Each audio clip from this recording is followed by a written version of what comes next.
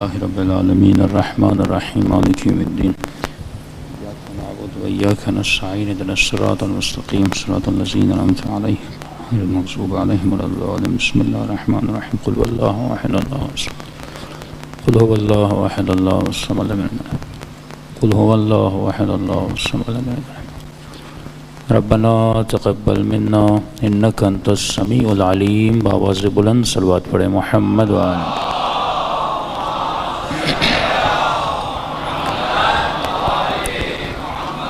بسم اللہ الرحمن الرحیم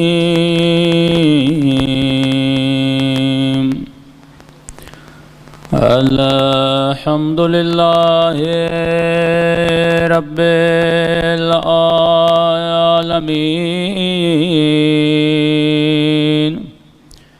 الحمد للہ کما هو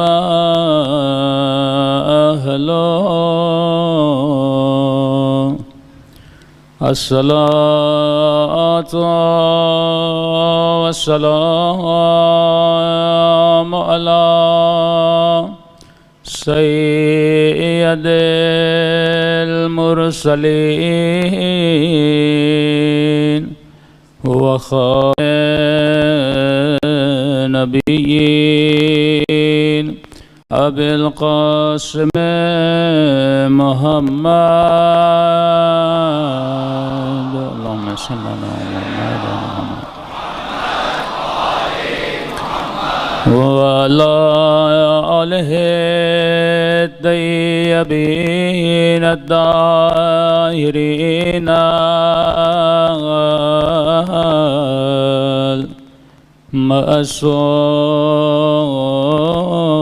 المعصومین سنبھل کے دعائے سرکار آقا امام زمانہ الہی عظم البلاء وبرح الخفاء وانكشف الغطاء وانقطع وضاقت الأرض ومنعت وأنت المستعان وإليك المشتكى وعليك المؤول في الشدة اللهم صل على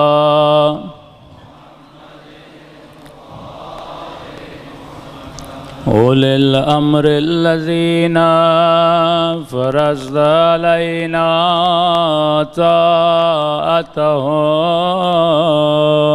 وعرفتنا بذلك منزلتهم ففرج عنا بحقهم فرجا عاجلا قریبا کلمح البصر او هو اقرب سنبھل کے یا محمد یا علی یا علی یا محمد یا محمد یا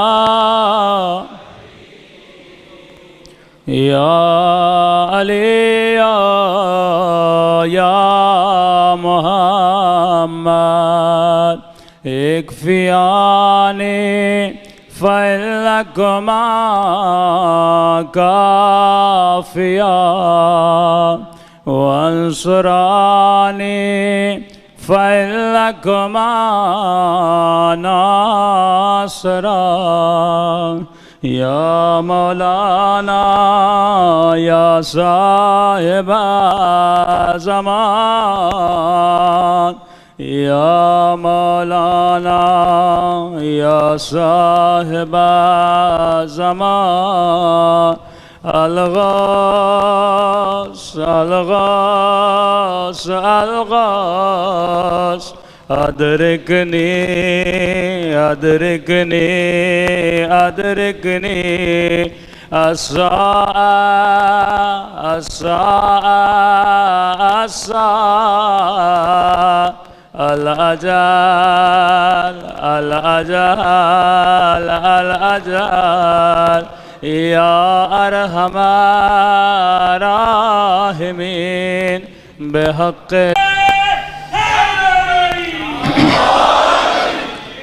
بسم اللہ الرحمن الرحیم رب اشرح لی صدری ویسر لی امری واحلل عقدۃ من لسانی یفقہوا قولی اما بعد فقط قال سبحانہ وتعالی فی محکم کتابہ المجید وفرقانہ الحمید وقولہ الحق وهو اصدق الصادقین بسم اللہ الرحمن الرحیم انما ولیکم اللہ ورسولہ والذین آمنوا الذین یقیمون الصلاة ویؤتون الزکاة وهم راکعون بآواز بلند صلوات پڑھے محمد و آل محمد۔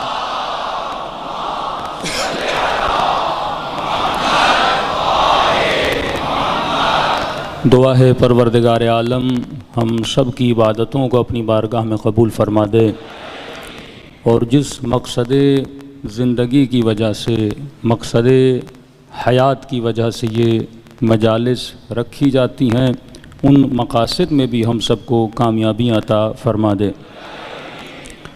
ارشاد ہوا کہ انما ولیکم اللہ، میں اللہ تمہارا ولی ہوں، والرسول، میرا رسول تمہارا ولی ہے، اور وہ تمہارا ولی ہے جو حالت رکوع میں زکوٰۃ دیتا ہوا نظر آ جائے۔ جب کہا میں اللہ تمہارا ولی ہوں تو ہم نے کلمہ لا الہ الا اللہ پڑھا، جب کہا میرا رسول تمہارا ولی ہے تو ہم نے کلمہ محمد رسول اللہ پڑھا۔ اگر آیت رک جاتی تو ہمارے کلمے بھی رک جاتے، اگر آیت رک جاتی تو ہماری اذانیں بھی رک جاتی، لیکن آیت نے ایک قدم اور آگے بڑھایا، کہا اور وہ تمہارا ولی ہے جو حالت رکوع میں زکوٰۃ دیتا ہوا نظر آ جائے، تو ہم نے محمد کے بعد علی ولی اللہ کا اقرار کر دیا۔ لیکن کل میں نے کہا اعتراض کرنے والے تو بہت ہیں جو اعتراض کرتے ہیں، انہیں اعتراض کرنے کا حق ہے اور ہمیں جواب دینے کا حق ہے، لیکن اگر یہ ماحول بنا دیا جائے کہ ہم اعتراض کریں اور آپ لوگ جواب نہ دیں، اور اگر جواب دیں تو پھر توہین صحابہ کا پرچہ کٹ جائے، ہاں تو پھر تو اعتراض کرنے پر بھی توہین ہونی چاہیے، جواب دینے پر بھی توہین ہونی چاہیے۔ اب اعتراض کرنے والے، کل میں نے ایک اعتراض کا آپ کو جواب دیا کہ کہا کہ آپ کے مولا کی نماز تو ایسی ہے کہ آپ اپنی ہی مجالس میں پڑھتے ہیں کہ علی کو کسی جنگ میں تیر لگا اور اصحاب نے کہا کہ یا رسول اللہ ہم پاؤں سے تیر کو نکالیں یا نہ نکالیں؟ نبی نے فرمایا ابھی مت نکالنا، جب علی مصلی عبادت پہ کھڑے ہو جائیں اس وقت علی کے پاؤں سے تیر نکالنا۔ اور اصحاب بھی فرماتے ہیں کہ جب علی مصلی پر کھڑے ہوئے ہم نے تیر کو نکالا تو مولا امیر المومنین کو پتہ نہ چلا کہ تیر نکل رہا ہے یا نکل نہیں رہا۔ تو وہ اعتراض کرتے ہیں کہ بھائی صلوات پڑھے محمد و آل محمد۔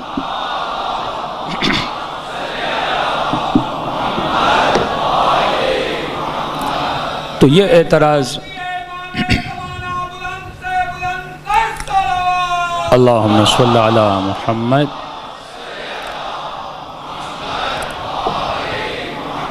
تو کہا جس مولا کی نماز ایسی ہو کہ جسے تیر کے نکلنے کا پتہ نہ چلے، جسے درد کا پتہ نہ چلے، اس علی نے سائل کی آواز کو کیسے سن لیا؟ تو ہم نے جواب دیا کہ سائل نے خدا سے مانگا تھا، اور وہ علی جو ہمیشہ حضور خدا میں رہتے ہیں آواز کو سن لیا، خیرات کو عطا کر دیا۔ لیکن دوسرا اعتراض بھی انہوں نے کیا کہ بھائی جو پہلے والی فضیلت ہے وہ فضیلت تھوڑی ہمیں ان لوجیکل لگتی ہے۔ ہم نے کہا وہ کیسے؟ کہ اگر ہماری آنکھ میں چھید بھی چلی جائے تو ہمیں نماز میں مزہ ہی نہیں آتا۔ اگر ہم بیمار ہوں تو نماز پڑھ ہی نہیں سکتے، اور آپ اتنی فضیلت کو بڑھا دیں، غلو کر دیں کہ مولا کے پاؤں سے تیر نکلا اور علی کو پتہ تک نہ چلا۔ اگر مسلمان قرآن پڑھتا تو کبھی بھی مفسر قرآن پر اعتراض نہ کرتا۔ اگر مسلمان قرآن پڑھتا، محمد علی مرزا کا جملہ ہے نا کہ قرآن پڑھی ہوئی ہے، پڑھی ہوئی نہیں ہے انہوں نے۔ پڑھنا اور ہے، صرف اس قرآن کو اپنے پاس رکھنا اور ہے۔ اگر قرآن پڑھی ہوتی تو کبھی بھی یہ امیر المؤمنین کی فضیلت پر اعتراض نہ کرتے۔ آؤ اے مسلمان، میں تجھے بتاتا ہوں، قرآن کا واقعہ سناتا ہوں۔ ذرا سورہ یوسف کو اٹھا، قرآن مجید کا 12واں سورہ ہے، نام بھی 12 کا ہے، فضیلت بھی اس میں 12 کی لکھی ہوئی ہے۔ فرمایا مصر کی کافرہ عورتوں نے جب جناب زلیخا پر اعتراض کیا، اے زلیخا تم اتنے بڑے مقام والی، لیکن تو کس پہ عاشق ہو گئی؟ اپنے غلام پہ عاشق ہو گئی۔ جناب زلیخا نے کہا اے مجھ پر اعتراض کرنے والیو، ابھی تک تم نے حسن یوسف کو دیکھا نہیں ہے۔ کہا ایسا کیا ہے حسن یوسف میں؟ کہ آؤ میں تجھے بلاتی ہوں۔ دربار میں بلایا گیا، قرآن کی آیتیں کہتی ہیں ان ساری کافرہ عورتوں کو بٹھا دیا گیا۔ میرے لفظوں پہ زور دے رہا ہوں، کافرہ عورتوں کو بٹھا دیا گیا۔ مومنائیں نہیں تھیں، کافرائیں تھیں، اللہ کے نبی کو نہ جانتی تھیں نہ مانتی تھیں، وجود میں کوئی ایمان نہیں تھا۔ ان کو بٹھا دیا، ان کے ہاتھوں میں چھریاں دے دی، کچھ پھل دے دیے، کہا جب میں کہوں تو پھلوں کو کاٹنا۔ کہنے لگی یہ کون سی بڑی بات ہے، جب کہو گی تو ہم پھلوں کو کاٹیں گی۔ اب قرآن کی آیت کہتی ہے، یہاں جناب یوسف کو اشارہ کیا، جیسے اللہ کے نبی کا نور باہر آیا، جیسے حسن یوسف کو دیکھا، جیسے نبی خدا کے نور کو دیکھا، جیسے یوسف کے جمال کو دیکھا، یوسف کے جلال کو دیکھا۔ مصر کی کافرہ عورتوں کو پتہ نہیں چلا کہ سیب کٹ رہے ہیں یا انگلیاں کٹ رہی ہیں۔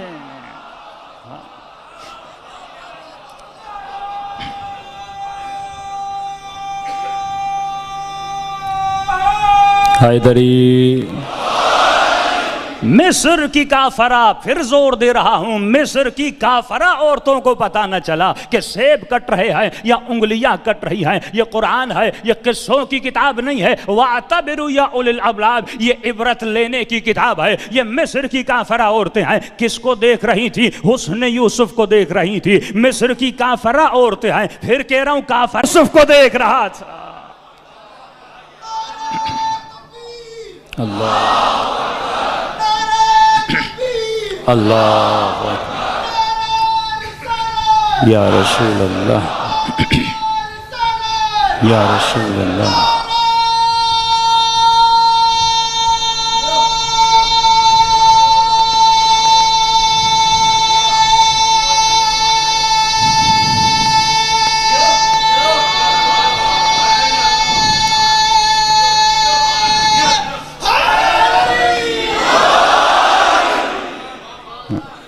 یہ مومن اتنا بڑا لمبا نعرہ لگا کر بتا رہا ہے مجھے کرونا نہیں ہے۔ صلوات پڑھے محمد و آل محمد۔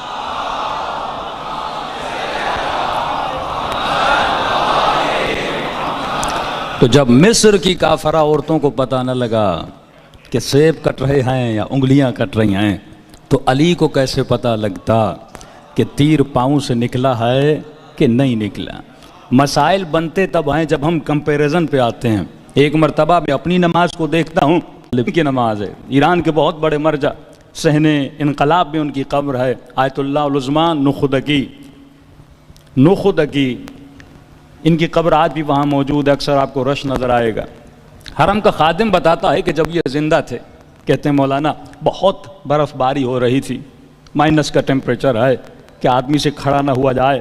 یہ رات کے اندھیرے میں ہر روز مولا کے حرم میں آتے تھے، علی کے چاہنے والے تھے، صرف نام لینا نہیں جانتے تھے بلکہ علی جیسی نماز پڑھنا بھی جانتے تھے۔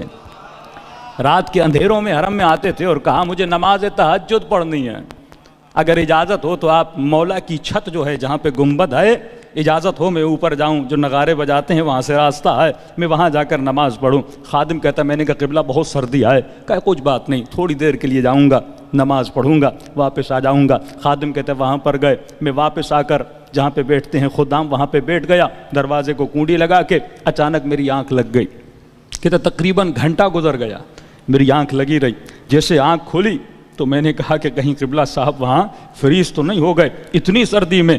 کہتا ہے کہ جب میں نے دروازہ کھولا دوڑے دوڑے اوپر گیا، میں نے دیکھا کہ میں رکوع میں چھوڑ کر گیا تھا، ابھی تک رکوع کی حالت میں ہیں، نہ سردی کا پتہ لگ رہا ہے نہ اس برف باری کا پتہ لگ رہا ہے۔ تو جس کے وجود میں محبت علی کی گرمی ہو اسے دنیا کی سردی کچھ بھی نہیں کر سکتی۔ ہاں یہ تو کمالات آپ کے علماء میں موجود ہیں۔ اور کیوں موجود ہیں؟ فرمایا کیونکہ جس نے ولایت عملی میں قدم رکھا خدا اسے کرامت عطا کر دیتا ہے۔ یعنی اگر علی والا ہو اور کرامت کے درجے پہ نہ پہنچے اس کا مطلب اسے ابھی تک ولایت سے کچھ ملا نہیں ہے۔ کل میں نے عرض کیا دو طرح کی ولایتیں ہیں، ایک ولایت نظری ہے، ایک ولایت عملی ہے۔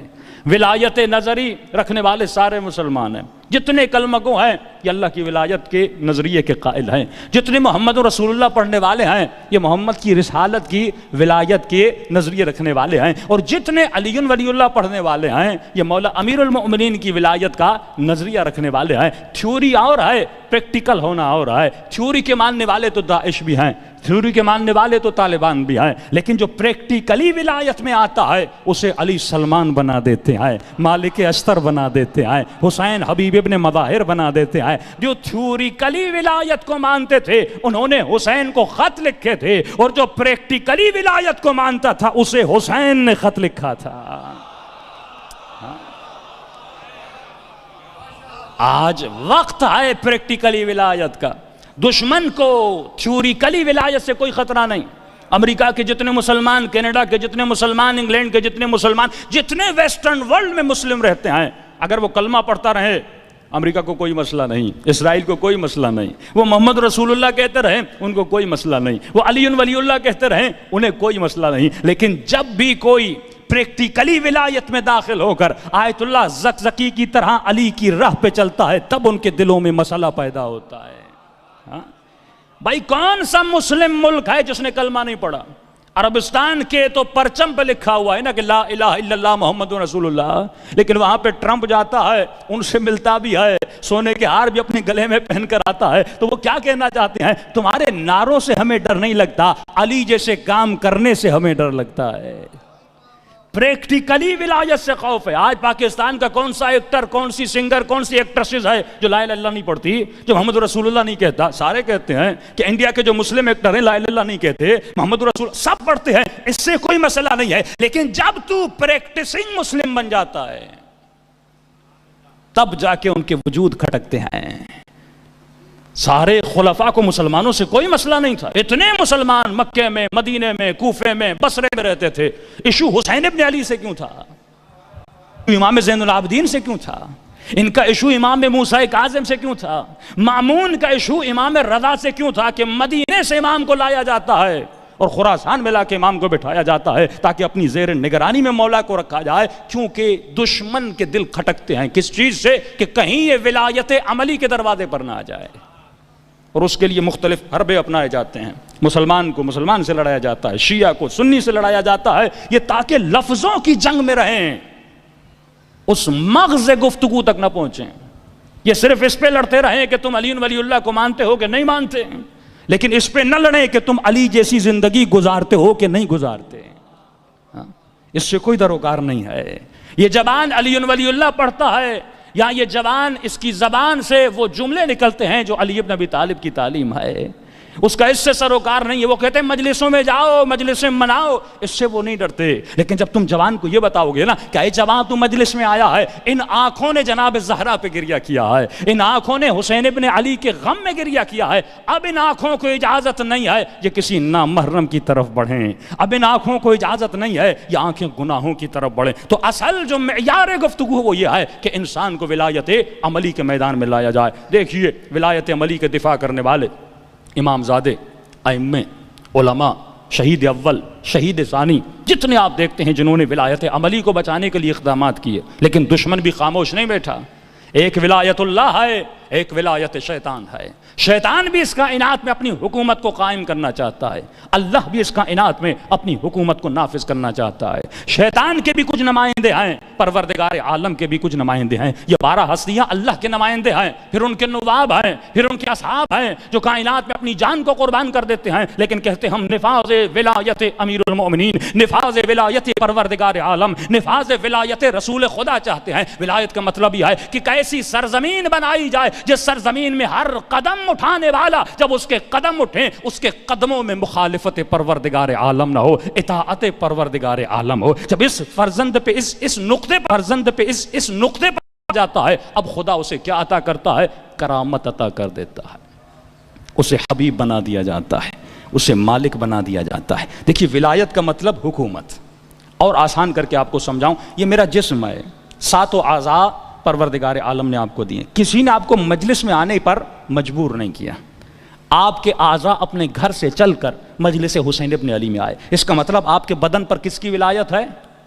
آپ کی اپنی ولایت ہے, آپ کی اپنی حکومت ہے. کیونکہ یہ آنکھیں کس کا کہا مانتی ہیں؟ میرا کہا. میں چاہوں تو میرا ہاتھ اٹھے, میں چاہوں تو میرا ہاتھ بیٹھے, میں چاہوں تو میرے قدم اٹھیں, میں چاہوں تو میرے قدم بیٹھیں. اب حدیث قدسی کو سمجھیے کہ جس کے وجود پر اس کی اپنی ولایت ہے, لیکن خدا یہ نہیں چاہتا کہ تیرے بدن پہ تیری ولایت ہو. خدا یہ چاہتا ہے اولا بانفسکم, تیرے بدن پر اللہ کی ولایت ہو, تیرے بدن پر علی کی ولایت ہو, تیرے بدن پر مصطفیٰ کی ولایت ہو. اور جب مصطفیٰ اور علی ابن ابی طالب کی ولایت ہو جاتی ہے, اب خدا کہتا ہے یہ تیرا بدن تیرا نہیں رہتا, یہ علی کا ہو جاتا ہے.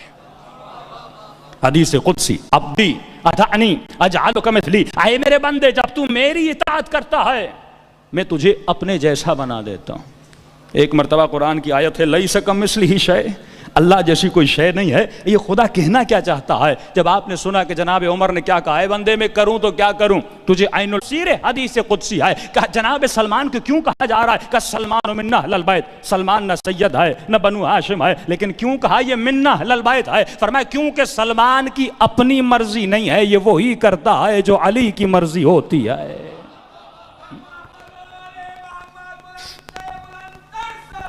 اللہم صلی علی محمد. اور آسان کر کے آپ کو بڑھا دوں, اور آسان کر کے آپ کو سمجھا دوں. دیکھیے یہ ہاتھ کس کے ہیں؟ یہ ہاتھ میرے ہیں. جب کوئی مومن نعرہ بلند کرتا ہے, ہاتھوں کو بلند کرتا ہے, وہ ہاتھ اس کے ہیں. تعریف یہ میں اس کی تعریف اگر ڈیفینیشن کروں یہ ہاتھ میرے ہیں تو کیسے پتا چلے یہ میرا ہاتھ ہے؟ اس کی ڈیفینیشن کیا ہے؟ یہ پتا کیسے چلے کہ یہ ہاتھ میرا ہے, آپ کا نہیں ہے؟ اس کا پتہ اس طرح چلتا ہے کہ جو میرا ہاتھ ہوتا ہے وہ میری مانتا ہے. اگر میں منبر پر بیٹھ کر کہوں نہیں, ارادہ کروں کہ آپ مومنین کے ہاتھ اٹھ جائیں, تو کسی کے ہاتھ نہیں اٹھیں گے. لیکن اگر میں ارادہ کروں میرے ہاتھ اٹھ جائیں تو اٹھ جائیں گے. تو پتہ چلا میرا ہاتھ میرا ہے, آپ کا ہاتھ آپ کا ہے. میرا ہاتھ میرا اس لیے ہے کیونکہ میرا ارادہ سمجھتا ہے. آپ کا ہاتھ آپ کا اس لیے ہے کیونکہ وہ آپ کا ارادہ سمجھتا ہے. آپ کا ہاتھ میرا ارادہ نہیں سمجھتا کیونکہ میرا نہیں ہے. تو پتا چلا جو چیز جس کا ارادہ سمجھے وہ اس کی ہو جاتی ہے. فرمایا اسی لیے علی کی آنکھوں کو عین اللہ کہا جاتا ہے, علی کے ہاتھوں کو ید اللہ کہا جاتا ہے. یا علی, انہوں نے زندگی میں جو کچھ کیا وہ ارادہ پروردگار عالم سے کیا. اس کا واقعہ مشہور ہے جب مولا اس ملعون کے سینے پر سوار ہے, علی کے چہرے پہ لعاب دہن پھینکتا ہے. اگر ہم ہوتے تو کیا کرتے؟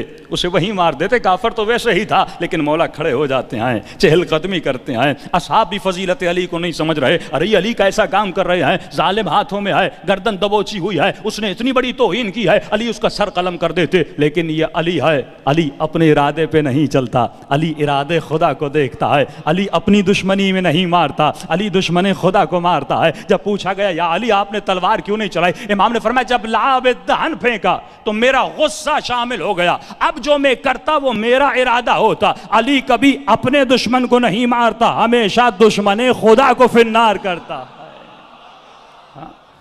تبھی اللہ کا بھی وعدہ ہے, اے علی تم میرے دشمنوں کو مارتا رہ, میں پھر تیرے دشمنوں کو مارتا رہوں گا. وہاں وہ اطاعت خدا کرتے رہتے ہیں, یہاں خدا لوگوں کے دلوں میں اطاعت اہل بیت کا دم بھرتا رہتا ہے. وہاں وہ یاد خدا میں سجدے کرتے رہتے ہیں, یہاں خدا کہتا ہے کائنات کی جو بھی عبادت ہو تم حسین کو یاد کیا کرو۔ حدیث معصوم ہے کہ حسین ابن علی کے ذکر کو خدا نے بقا دی ہے۔ کیا دی ہے؟ بقا۔ اور کتنی عظیم بقا ہے۔ کائنات میں گنواتا جاؤں گا، ذہنوں میں بٹھاتے جائیے، کائنات میں کوئی بھی ہستی نہیں ہے جس کا ذکر اتنا ہو جتنا حسین ابن علی کا ہوتا ہے۔ اب بودا لے لیں، حضرت عیسیٰ لے لیں، مختلف مذاہب کے جتنے رہبر ہیں سب کو لے لیں، سال میں ان کی کوئی ایک سیریمنی ہوگی، سال میں کوئی 4 دن 10 دن ان کو یاد کیا جائے گا، سیمینارز ہوں گے ان کے لیے، لیکن کائنات میں جتنی مجلسیں امام حسین کی رکھی جاتی ہیں، اتنا ذکر کائنات میں نہ کسی ولی کا ہے، نہ کسی امام کا ہے، نہ کسی نبی کا ہے۔ پہلی چیز اللہ نے امام حسین کے ذکر کو کیا دی؟ بقا دی۔ دوسرا، اولاد اہل بیت علیہ الصلوۃ والسلام کائنات کے ہر کونے میں جائیں گے، خدا نے ان کو کیا کر دیا ہے؟ بکھیر دیا ہے۔ یعنی ذکر حسین بھی ہے اور ذکر اولاد حسین بھی ہے۔ امامت کا شجرہ جو چل رہا ہے وہ امام حسین سے چل رہا ہے۔ کائنات کی ہر خاک کو فضیلت ہے، لیکن جتنی فضیلت خدا نے خاک حسین ابن علی کو دی ہے۔ یعنی جب بھی سجدہ کرو، سجدہ ہر شے پہ انسان اس کے شرائط ہیں، لیکن بہترین سجدہ جس خاک پہ ہوتا ہے وہ خاک کربلا پر سجدہ ہے۔ ہر عبادت بالغ ہونے کے بعد واجب ہے۔ نماز پڑھو گے 15 سال کے بعد، روزہ 15 سال کے بعد، حج اگر استطاعت ہوئی تو کرو گے، لیکن میرے چھٹے امام فرماتے ہیں عجیب فضیلت ہے حسین ابن علی کو۔ بچہ جیسے پیدا ہو، فرمایا حنتو، اس بچے کے منہ میں خاک شفا چکھایا کرو۔ جب دنیا میں آئے تو حسین کی خاک کو چکھ کر یہ بچہ بڑا ہو، اور فرماتے ہیں جب انسان مر جاتا ہے تو اس میں بھی مستحب ہے کہ جب مردے کو حنوط کیا جاتا ہے کافور اور مختلف چیزوں کے ساتھ، اس میں بھی خاک شفا ملائی جائے، ادب کی خاطر گھٹنوں کو نہ لگایا جائے لیکن مردے کے اوپر والے حصوں کو وہ لگایا جائے، اور جب اسے قبر میں لٹایا جاتا ہے اس کے چہرے پر خاک شفا کو رکھا جائے۔ اتنی فضیلت ہے آقا امام حسین کی۔ فرمایا ہر عبادت میں خدا نے امام حسین کا ذکر رکھا ہے۔ عید قربان ہو، اللہ کہتے 2 رکعت زیارت حسین پڑھو۔ جتنی بھی عیدیں ہیں، 18 غدیر مولا علی کا دن ہے، لیکن فرمایا اس دن بھی کیا کرو؟ امام حسین کا ذکر کرو۔ فرمایا اس کے رونے میں اتنی بخشش ہے کہ علماء فرماتے ہیں جب کوئی روتا ہے تو یہ ملائکہ اس کے آنسوؤں کو جمع کرتے ہیں۔ حدیث معصوم ہے۔ اور جب قیامت کا دن آتا ہے، اس گنہگار بندے کو لایا جائے گا، یہ ملائک جس نے پوری زندگی امام حسین کے گریے کے آنسو جمع کیا ہے، یہ قیامت کے دن لائیں گے، کہیں گے پروردگارا اس نے حسین پہ گریہ کیا تھا۔ یہاں تک کہ معصوم فرماتے ہیں جب سکرات کا وقت آ جائے، جب انسان پر روح قبض کرنے کا وقت آ جائے، تو میرے چھٹے امام غالباً فرماتے ہیں اس پانی میں خاک شفا کو ملا کر اس مرنے والے کو پلایا جائے، اور جب اس کے جسم میں خاک شفا چلی جاتی ہے، ملک الموت کو حیا آتی ہے کہ اس مردے کے ساتھ سختی کرے، کیونکہ اس کے بدن میں خاک شفا جا چکی ہے۔ کیوں؟ کیونکہ حسین ابن علی میں زندگی میں کبھی اپنی مرضی نہیں چلائی، بلکہ ہمیشہ مرضی پروردگار عالم پر چلے، کیونکہ جس طرح آپ لا الہ الا اللہ پڑھتے ہیں اسی طرح امام حسین نے لا الہ الا اللہ پڑھا۔ 2 ولایتیں اہل بیت پر بھی واجب ہیں، تیسری ولایت ہم تمام لوگوں پر واجب ہے۔ تو جس طرح حسین ابن علی نے اپنے رب کی اطاعت کی، رسول خدا کی اطاعت کی، اور جس طرح سلمان فارسی نے مولا علی کی اطاعت کی، جب ایسی اطاعت کرو گے تو ولایت عملی کے میدان میں داخل ہو جاؤ گے۔ صلوات پڑھے محمد و آل محمد۔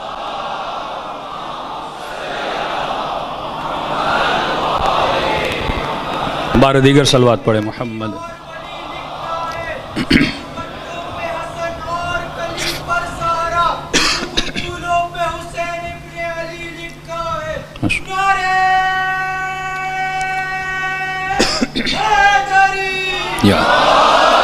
تو ہم نے پہلی شرط جو ولایت عملی کے میدان میں داخل ہونے کی بتائی۔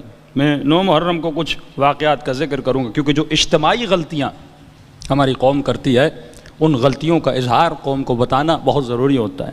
ایک غلطی میں انفرادی کرتا ہوں، میں کوئی گناہ کرتا ہوں انفرادی ہے، کوئی جا کے شراب پیتا ہے، کوئی جا کے زنا کرتا ہے، تو اس کا انفرادی عمل ہے، بند کمرے میں کرتا ہے، لوگوں کو نہیں پتہ۔ اللہ کہتا ہے اگر تم بھی اس کے عیب کو دیکھ لو تو ذکر کرنا منع ہے، کیونکہ وہ ستار العیوب ہے، جب اس نے تیرے عیب چھپائے ہیں تو تم بھی لوگوں کے عیبوں کو ظاہر نہ کیا کر۔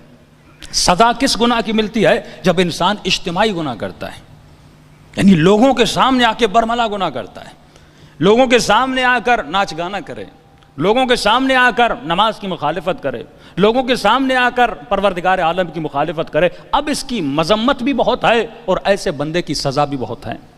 مرتد کی سزا کیوں قتل ہے اسلام میں؟ اسلام کو قبول کیا پھر مرتد ہو جائے؟ کیا ہر مرتد کی سزا قتل؟ علماء فرماتے نہیں، ہر مرتد کی نہیں ہے۔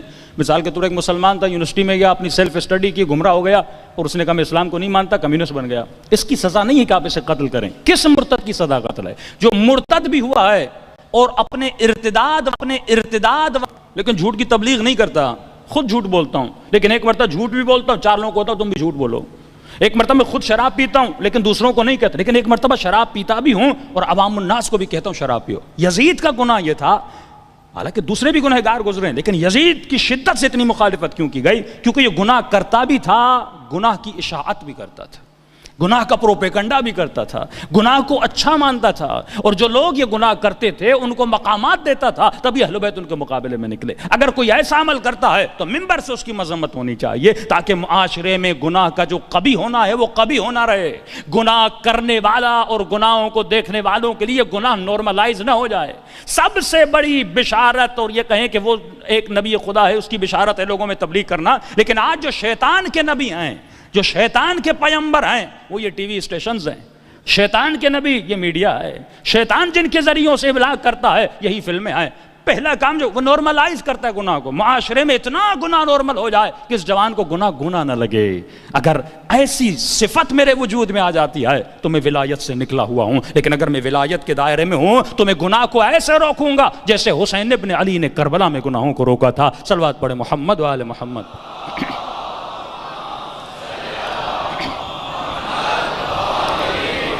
تو وادی ولایت اہل بیت میں داخل ہونے کی پہلی شرط یہ ہے کہ لا یمسہ الا المطہرون۔ صرف ممبروں سے چیخ چیخ کے یہ مت بتاؤ کہ اہل بیت پاک تھے، عصمت والے تھے۔ انہوں نے شرط بتائی ہے کہ ہر وہ شخص جو ہماری مجلس میں آتا ہے اس کے لیے بھی شرط ہے، اس میں پاکیزگی ہونی چاہیے۔ تقدس ممبر ہے۔ آیت اللہ العظمیٰ ایران کے بہت بڑے سے ہیں، یہ جو امام باڑے ہیں ان کا تقدس حرم اہل بیت کے تقدس کے برابر ہے۔ پھر وہ دلیلیں دیتے ہیں، فرماتے کیوں کہ حرم امام حسین میں نزول ملائکہ ہوتا ہے، نزول انبیاء ہوتا ہے، اہل بیت وہاں پر آتے ہیں، اور جہاں جہاں فرش عزا بچتا ہے یہاں پر بھی نزول انبیاء ہوتا ہے، یہاں پر بھی ملائکہ آتے ہیں۔ ہمارا عقیدہ ہے یہاں پر اہل بیت آتے ہیں، انہی مجلسوں میں کہیں نہ کہیں امام زمانہ آتے ہیں، تو اس کا تقدس بھی اتنا ہے۔ تو محفل جلوس انبیاء ہے یہ مجلس عزا، تو جتنا احترام حرم جاتے وقت کرتے ہو اسی طرح احترام جب مجلس میں آؤ تو مجلس میں جاتے وقت کرو۔ یہاں پر آؤ تو با ادب ہو کر بیٹھا کرو، آؤ اگر جسم میں کوئی نجاست ہے، کپڑوں میں کوئی نجاست ہے اسے صاف کیا کرو، کیونکہ یہاں پہ جناب سیدہ کا نزول ہوتا ہے۔ باوضو ہو کر حسین کی مجلس میں آیا کرو۔ علماء فرماتے پہلے جیسے ماہ مبارک رمضان کی تیاری ہے، 2 مہینے خدا کہتا ہے مستحب روزے رکھو تاکہ دخول ماہ مبارک ہو جائے، اسی طرح فرماتے ہیں دخول ماہ محرم میں آنے کے لیے بھی انسان کو تقریباً 1 مہینہ پہلے تیاری کرنی چاہیے تاکہ دل کی قساوتیں مٹ جائیں۔ یہ مہینہ رونے کا مہینہ ہے کہ جیسے حسین کا نام آئے یہ آنکھیں اشک بار ہو جائیں، یہ آنسو جمع ہوتے ہیں اور قیامت کے دن خزینہ بن جاتے ہیں۔ وہ قیامت کا دن ایک نام یوم الحسرہ ہے، دوسرا نام یوم الندامہ ہے۔ فرمایا ہر انسان ندامت کھائے گا۔ مولا فرماتے دنیا کا ایک لمحہ کروڑوں سے بھی زیادہ اہمیت رکھتا ہے، کیونکہ یہ آج تجھے پتا نہیں چلے گا، جب تم مر جائے گا تجھے پتا چلے گا۔ جب تمہارا سر قبر میں رکھا جائے گا اس وقت کہو گے ملک الموت 10 کروڑ لے لو لیکن دنیا میں واپس بھیج دو، ایک لمحہ مجھے دے دو میں حسین پہ گریہ کر لوں۔ واپسی کی بالکل قطعاً کوئی اجازت نہیں ہے۔ تو فرمایا لمحوں کو جانا کرو۔ امام فرماتے وقت کو ضائع نہ کیا کرو، زندگی تو ویسے گزر جائے گی۔ ارے زندگی گزارنا کمال نہیں ہے، اس دنیا میں گدھا بھی زندگی گزار دیتا ہے، گھوڑا بھی زندگی گزار دیتا ہے، اونٹ بھی زندگی گزار دیتا ہے، ایک مکھی بھی یہاں سانسیں لے کے زندگی گزار کے چلی جاتی ہے۔ دنیا میں آنا زندگی گزار کے جانا کمال نہیں ہے، کمال یہ ہے کہ دنیا میں آؤ اور زندگی ایسی گزارو جیسی حسین ابن علی نے گزاری ہے۔ صلوات پڑھے محمد و آل محمد۔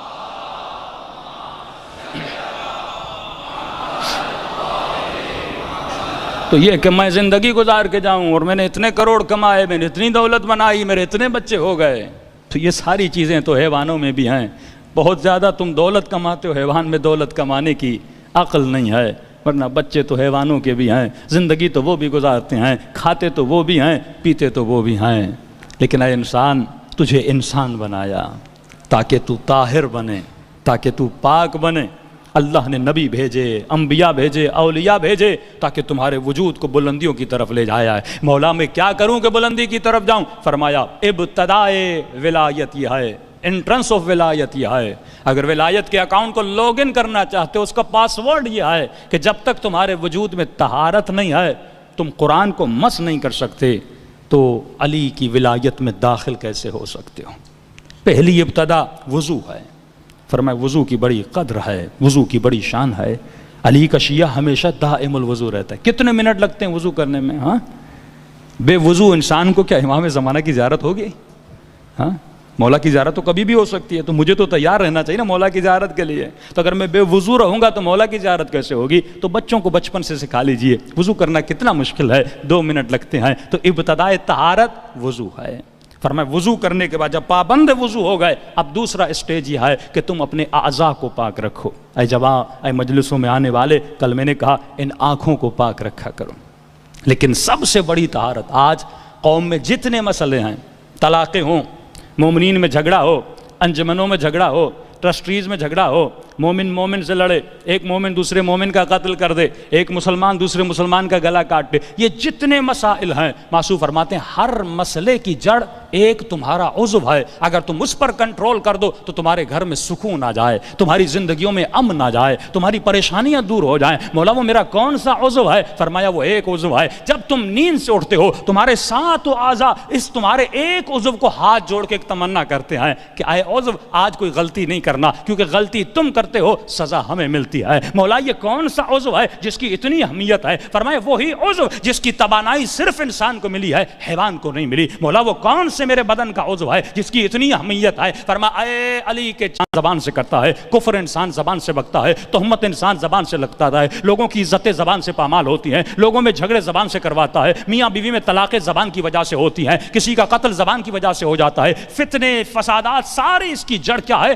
زبان کی وجہ سے ہے۔ فرمایا جس کا اپنی زبان پر کنٹرول نہیں ہے، یہ علی کا چاہنے والا نہیں ہو سکتا، یہ اللہ کی ولایت میں داخل ہونے کی قابلیت نہیں رکھتا۔ یہ زبان ہے جو انسان کو فسادی بناتی ہے، یہ زبان ہے جو انسان کو بدبخت بنا دیتی ہے۔ اگر تو زبان پر کنٹرول نہ کرے، اب مولا کے جملے سنیے، امام فرماتے بے وقوفوں کی کچھ نشانیاں ہیں، علی والا عقل مند ہوتا ہے، بے وقوف نہیں ہوتا۔ اگر عقل مند بننا ہے تو علی جیسی صفات کو پیدا کرنا ہوگا، ورنہ بے وقوف تو کائنات میں بہت گھوم رہے ہیں۔ دنیا کو دیکھ کر اپنے کردار کو نہ بنایا کرو، بلکہ علی کے کردار کو دیکھ کر اپنے کردار کو سنوارا کرو۔ مولا کیا کروں؟ فرمایا عقل مند کی کچھ نشانیاں ہیں اور بے وقوف کی کچھ نشانیاں ہیں۔ فرمایا پہلی نشانی بے وقوف کی یہ ہے، یہ زیادہ سے زیادہ باتیں کرتا ہے، اسے باتیں کرنے میں لذت ملتی ہے، 10 گھنٹے بیٹھ جاتا ہے، باتیں پہ باتیں کیا جا رہا ہے، پتہ ہی نہیں کیا کیے جا رہا ہوں، اسے لذت ملتی ہے، اس کا شوق ہوتا ہے میں بس باتیں کروں۔ اور امام فرماتے جو زیادہ باتیں کرتا ہے وہ زیادہ خطائیں کرتا ہے، جو زیادہ باتیں کرتا ہے وہ زیادہ خطائیں کرتا ہے۔ اب خطا پہ خطا کرتا ہے اور اس کا ایک نتیجہ ہوتا ہے، جب زیادہ باتیں کرے گا زیادہ خطائیں کرے گا، اور جب زیادہ خطا کرتا ہے تو اس کے نتیجے میں یہ بے حیا بن جاتا ہے، حیا سے دور ہو جاتا ہے۔ مرتبہ میں ایک گناہ کرتا ہوں، ایک مرتبہ، لیکن ایک مرتبہ اس گناہ میں تکرار پیدا کرتا ہوں، ریپیٹیشن آف عمل پیدا آ جاتا ہے، تو جب تکرار عمل آتا ہے وہ میرے وجود کا حصہ بن جاتا ہے۔ قرآن کی آیت کہتی ہے بعض لوگوں کو لایا جائے قیامت پہ اور اللہ کہے گا تم نے گناہ کیا، کہیں گے خدا میں نے تو کوئی گناہ نہیں کیا۔ امام فرماتے کیونکہ دنیا میں اتنا جھوٹ بولا ہے، یہ قیامت میں بھی آئے گا اور کیا کرے گا؟ جھوٹ بولے گا۔ تو تکرار عمل یعنی زیادہ گناہ کرے گا، زیادہ خطا کرے گا، اس کے نتیجے میں کیا ہو جائے گا؟ یہ بے حیا ہو جائے گا۔ اور مولا فرماتے ہیں جو بے حیا ہو جاتا ہے خدا اس کے وجود سے تقوی کو نکال دیتا ہے، اور جس کے وجود سے تقوی نکل جاتی ہے سب سے بڑا عذاب خدا یہ ہے، خدا اس کے دل کو مردہ بنا دیتا ہے، اور جب دل مردہ ہو جاتا ہے اب اس دل پر حسین کی باتوں کا اثر نہیں ہوتا، کہ خطبہ حسین دے رہے ہیں کربلا میں، کوئی خطیب عام نہیں ہے، کوئی مولوی اور ملا نہیں ہے، یہ حسین ابن علی ہے، یہ زہرا کا لال ہے۔ ارے زبان امام میں کتنا اثر ہونا چاہیے، لیکن خطبہ دے رہے ہیں اے لشکر یزید کیا میں نے کسی حلال کو حرام کیا حرام کو حلال کیا، شریعت محمد کے خلاف چلا ہوں، مجھے کیوں قتل کرنے آئے ہو، اتنے خطبے دے رہے ہیں، لیکن اس کے بعد امام کہتے ہیں میری باتوں کا تمہارے اوپر اثر ہونے والا نہیں، کیونکہ گناہوں نے تمہارے دل کو کیا کر دیا ہے، مردہ کر دیا ہے۔ جب دل مردہ ہو جاتی، 30 دانتوں کے حصار میں ہر عضو نظر آتا ہے، لیکن زبان کو چھپا کے رکھا ہے۔ زبان کو کیا بنایا؟ تمہارا قیدی بنایا۔ فرمایا جب تک تو کلام نہیں کرتا زبان تیری قیدی ہوتی ہے، لیکن جب تو کلام کرتا ہے تو زبان کا قیدی بن جاتا ہے۔ اب جو تو کہتا ہے تو اس کا قیدی ہے، جو تو بولتا ہے تو اس کا قیدی ہے۔ ایک جملہ ہے طلاق ہو جاتی ہے، ایک جملہ ہے نکاح ہو جاتا ہے، ایک لا الہ الا اللہ ہے، وہ ابو سفیان بھی پڑھے اسلام کے اندر آ جاتا ہے، اور جب عمل کرتا ہے تو انسان پھر ایمان کے درجے میں آ جاتا ہے۔ زبان ابتدائی مرحلہ ہے، یہ زبان ہے حر۔ اگر حر بنا، کیوں حر بنا؟ کیونکہ جو زیادہ بولتا ہے خطا کرتا ہے، اور جو زیادہ خطائیں کرتا ہے وہ بے حیا ہو جاتا ہے۔ حر کو پتا تھا مجھے کہاں پہ کیا بولنا ہے۔ امام حسین نے کہا حر تجھ پہ تیری ماں روئے۔ اگر حر تأمل نہ کرتا، تفکر نہ کرتا، جو منہ میں آتا حسین کے سامنے بول دیتا، تو آج یہاں پہ حر کے لیے رحمت اللہ علیہ کے جملے استعمال نہ ہوتے۔ لیکن حر نے سوچا، اور سوچنے نے حر کو حیا عطا کیا کہ اے حر، حسین تو بول سکتا ہے لیکن تو نہیں بول سکتا، کیونکہ اس کی ماں سیدۃ نساء العالمین ہے۔ یہ زبان ہے جو انسان کو باحیا بناتی ہے۔ تو اے مومن اپنی زبانوں پر کنٹرول کرو۔ یہ زبان فضول چیزوں کے لیے پیدا نہیں ہوئی۔ فرمایا پہلی صفت بے وقوف کی یہ ہے کہ یہ زیادہ بولتا ہے، اسے زیادہ باتیں کرنے میں مزہ آتا ہے، دوسرا آتا ہے، وقت کی کوئی قدر و قیمت نہیں ہوتی، فضول چیزوں میں وقت ضائع کرتا ہے۔ اے جوان، انٹرٹینمنٹ کے لیے 10 منٹ اگر کوئی گیم کھیلتا ہے تو چلو انسان ریفریش ہو جاتا ہے، لیکن گھنٹوں گھنٹوں کھیلنا، اپنا وقت ضائع کرنا، تجھے نماز تہجد کے لیے 15 منٹ نہیں، لیکن تجھے ڈیجیٹل گیم کھیلنے کے لیے 2 گھنٹے ہیں، تجھے کرکٹ دیکھنے کے لیے اتنے گھنٹے ہیں، لیکن جس طرح کرکٹ دیکھنے سے تمہارے وجود میں نیشنلزم بڑھتا ہے، اسی طرح نماز تہجد پڑھنے سے تمہارے وجود میں وحدانیت بڑھتی ہے۔ علی کا ذکر کرنے سے جس چیز کو زیادہ دیکھو گے وہ چیز تمہارے اندر آئے گی۔ جو چیز زیادہ کرو گے، بھائی گوشت زیادہ کھاؤ گے موٹے ہو جاؤ گے، گندی چیزیں زیادہ کھاؤ گے جسم گندا ہو جائے گا۔ اسی طرح جو چیز تم اندر ڈالتے ہو، یہ جو چیزیں اندر ڈالو، یا مادی چیزیں ہیں یا روحانی چیزیں ہیں، ذکر خدا روحانی ہے، غذائے عقل ذکر پروردگار عالم ہے۔ اذکر اللہ ذکرن کثیرا، زیادہ سے زیادہ اللہ کا ذکر کیا کرو، کیونکہ ذکر کرو گے تو شیطان سے دور ہو جاؤ گے۔ کل میں نے کہا تھا 2 حالتوں سے بندہ خالی نہیں ہے، یا وہ ذاکر ہے یا وہ غافل ہے۔ اگر غفلت میں رہو گے تو قرین شیطان رہو گے، لیکن اگر ذکر خدا میں رہو گے تو قرین حسین ابن علی رہو گے۔ صلوات پڑھے محمد و آل محمد۔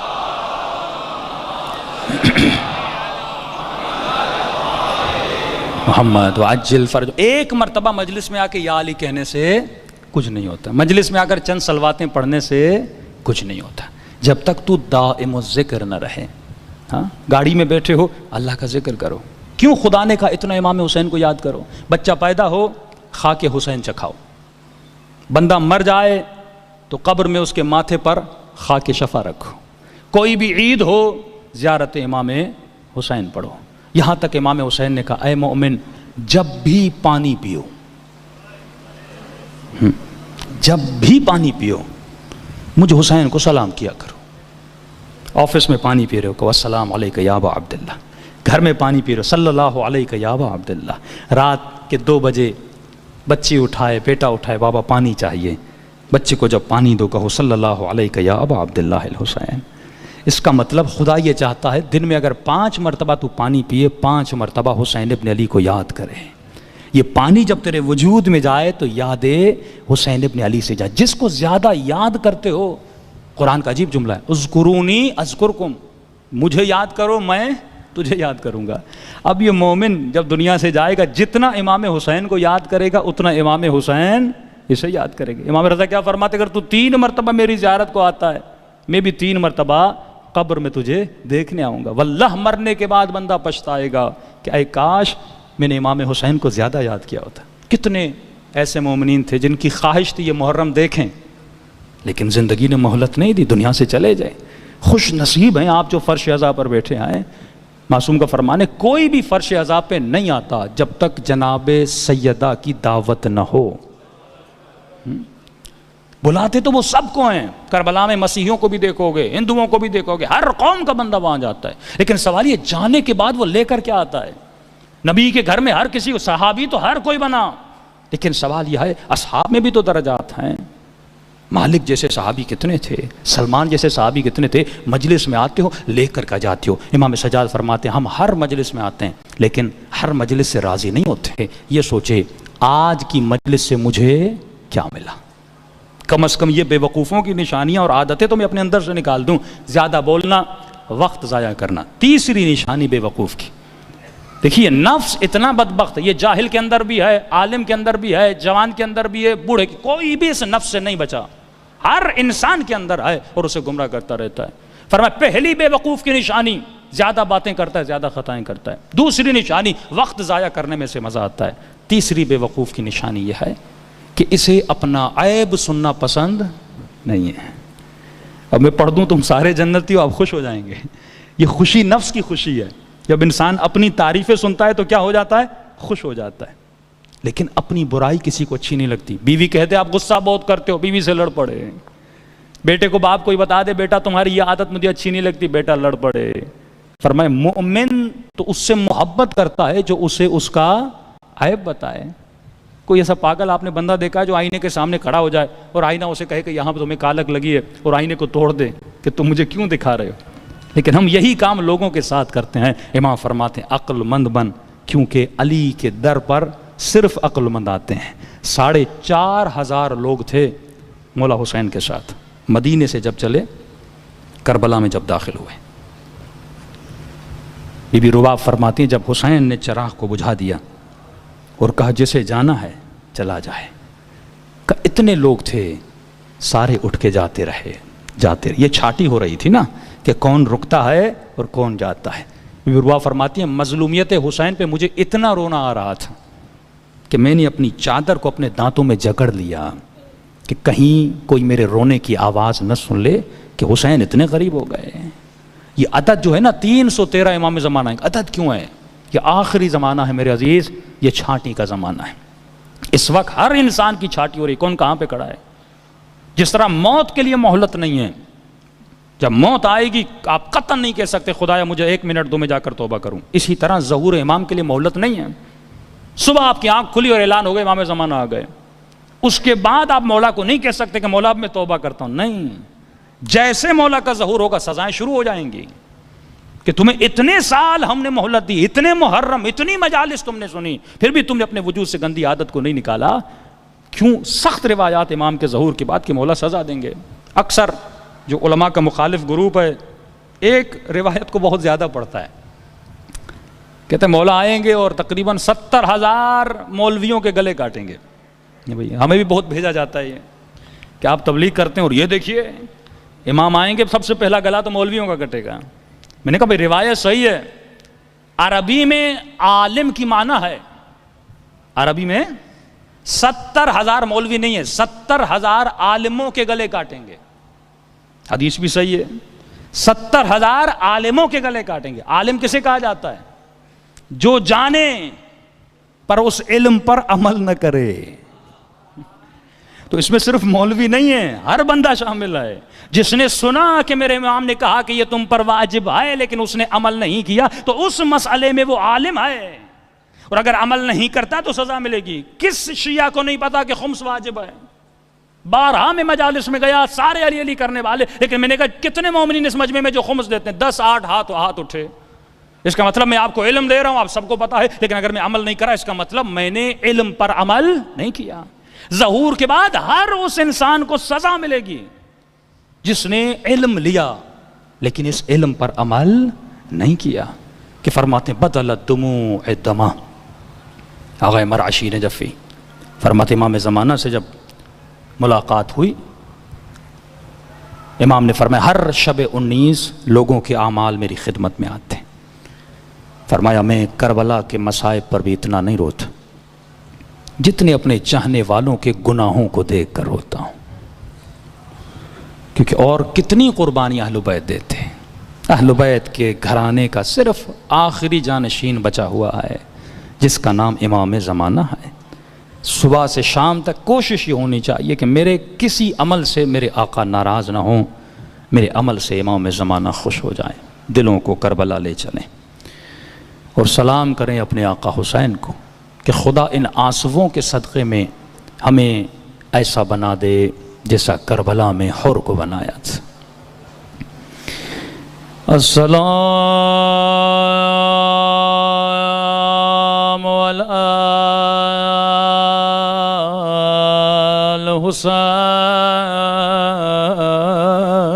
الحسین وعلی علی ابن الحسین وعلی اولاد سب مل کے وعلی اصحاب الحسین السلام علی الحسین وعلی علی ابن الحسین وعلی اولاد وعلی اصحاب میرا سلام ہو تشنا لب حسین پر فرمایا نوح علی الحسین نوح علی الحسین جب محرم کا چاند نظر آتا ہے عرش الہی پہ آواز بلند ہوتی ہے نوح علی الحسین حسین پہ گریہ کرو چاند آتا ہے خدا عرش پہ کتیبہ لگا دیتا ہے یا یہ کہوں عرش پہ ایک علم لگ جاتا ہے لیکن اس علم کی بیراق میرے معصوم فرماتے ہیں حسین کا کرتا ہوتا ہے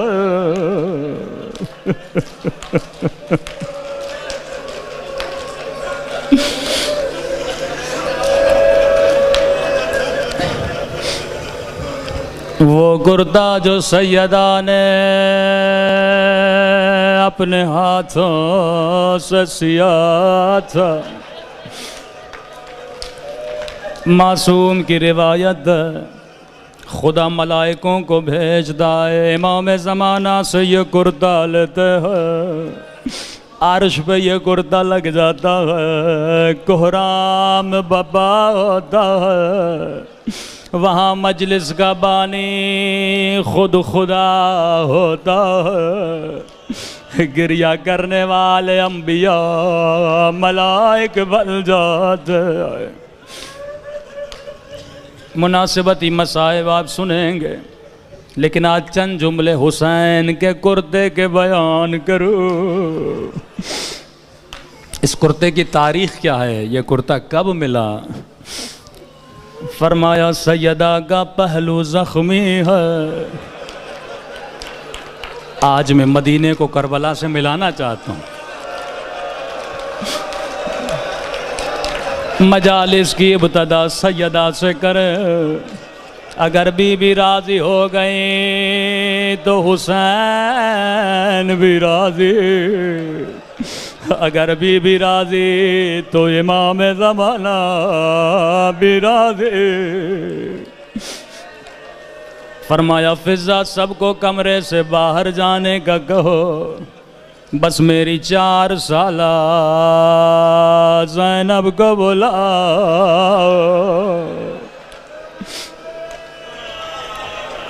4 سالہ بچے کی عمر کیا ہوتی ہے بی بی زینب آئی، سیدہ نے بٹھا دیا، فرمایا زینب وہ صندوق جلاؤ۔ جیسے سیدہ نے صندوق جلایا، بی بی نے صندوق کھولا، اس صندوق سے ایک کفن نکالا، کہا زینب یہ میرا کفن ہے، جب بابا غسل دے یہ کفن اسے دینا۔ اللہ جانے زینب پہ کیا گزر رہی ہوگی۔ تبھی امام زمانہ فرماتے ہیں جب بھی آنکھوں میں آنسو خدا کو میری پھوپھی زینب کا واسطہ دیا کرو، خدا کبھی یہ واسطہ رد نہیں کرتا۔ بی بی زینب نے کفن لیا، سیدہ نے دوسرا کفن نکالا، فرمایا زینب یہ تیرے بابا علی کا کفن ہے، ایک رات آئے گی حسن تجھ سے کفن لے گا۔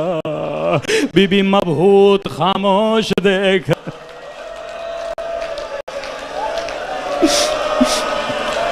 ہائے میں قربان سیدہ زینب پہ، کہا یہ حسن کو کفن پہنانا۔ اب بی بی زینب نے دیکھا صندوق خالی ہے، میرا تصور ہے زینب خوش ہوئی ہوگی، جب حسین نہیں رہیں گے تو میں زندہ نہیں ہوں گی، کیونکہ اماں چوتھا کفن نہیں دے رہے۔ فرمایا زینب وہ کرتا لاؤ، او زینب یہ میں نے اپنے ہاتھوں سے سیا ہے، لوگ تیرے حسین کو چھینیں گے، او حسین کو میری آخری نشان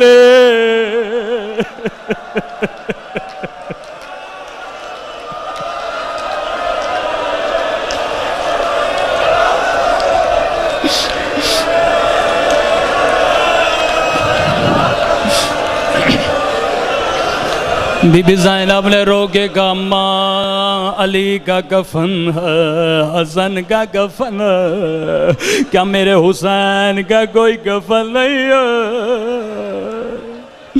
کہ میرا لال حسین بے کفن۔ ایک وقت آیا مولا حسین خیمے میں آئے، فرمایا بہن زینب اماں کی نشانی لاؤ۔ بی بی زینب نے اماں زہرا کا کرتا دیا، امام حسین نے خنجر نکالا، کرتے کو چاک کرنے لگے۔ بی بی زینب نے کہا حسین اماں کی نشانی ہے، کرتے کو کیوں پھاڑ رہے ہو؟ رو کر کہا زینب میں امام ہوں، میں ان کو جانتا ہوں، یہ میرے بدن سے ہر چیز اتار لیں گے، اللہ کرے یہ کرتا میرے بدن پہ باقی رہے۔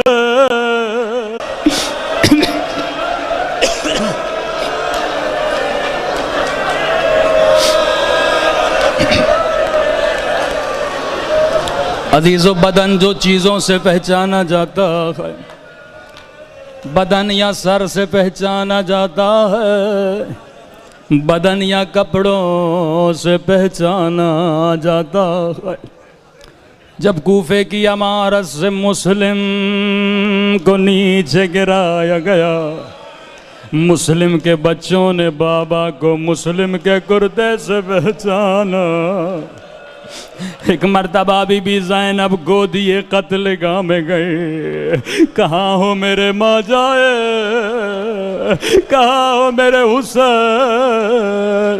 کبھی تلواروں کو ہٹاتی ہے، کبھی خنجروں کو ہٹاتی ہے، بی بی کیا ڈھونڈ رہی ہے وہ؟ لیکن ظالموں نے کرتا بھی اتار دیا۔ ارے ڈھونڈ ڈھونڈ کے تھک گئے، ایک کٹی ہوئی گردن سے آواز آئی اخی الیہ، اخی الیہ